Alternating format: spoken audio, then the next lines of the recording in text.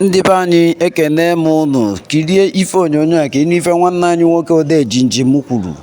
Kirie ife onyonyo a ka ịnụ otu ụzọ n'ụzọ ihe merụ ndị Igbo ji wee bi ndụ ma bikaa ya nka. Kirie ife onyonyo a ka ịnụ otu ụzọ ihe merụ na ọnwụ ike nke jurutara na nke ikpeazụ a na ọ dịbụrụ ntu a na mgbe mbụ.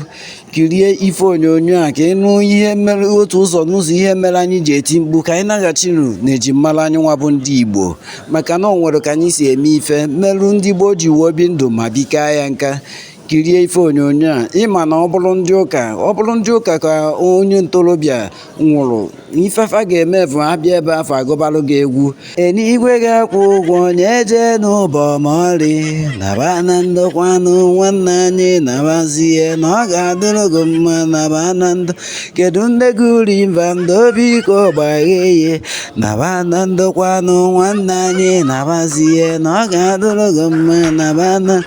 Kedu ndị bụ raisi dobiko jesi ike naba na ndokwanụ nwanne anyị naba n'ugbo na ọ ya dụrụ gị mma naba na ndokwa.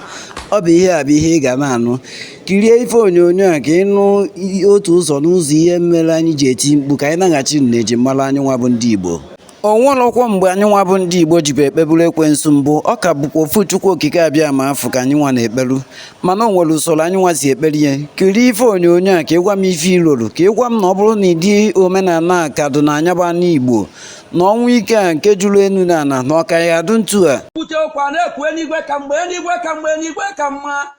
dimkpa na-arụghị ọrụ okporobịa ụwa lụchaa ya ọrụ ya ha afọ nwa o ji eje eluigwe ka o ji eje ọkụ mmụọ.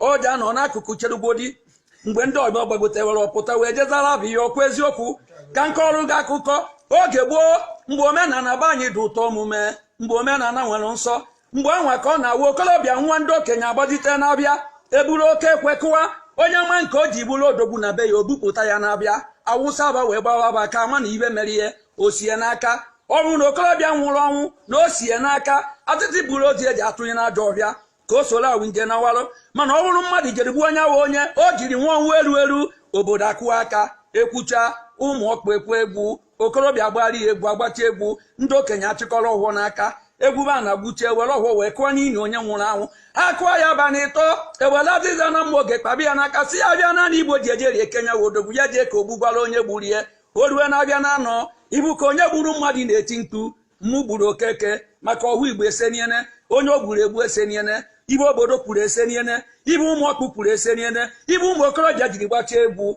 o seniene ibuzie ka onye gburu mmadụ na-eti na-ahụ mpụ amụ maka na ọhụ Igbo akpanụ ya jide n'aka ibe ndị Igbo ji wee dị ndụ ka nka ebe ezi ka o jere jebe tata na mmadụ nwụkwa ọnwụ iwere azịza na mkpa mma oge kpabịa n'aka ndị ụka machie ihe natadobe oriri nsọ ọnwụ ike wee karịa nke n'oge mgbe Ode Jinjim.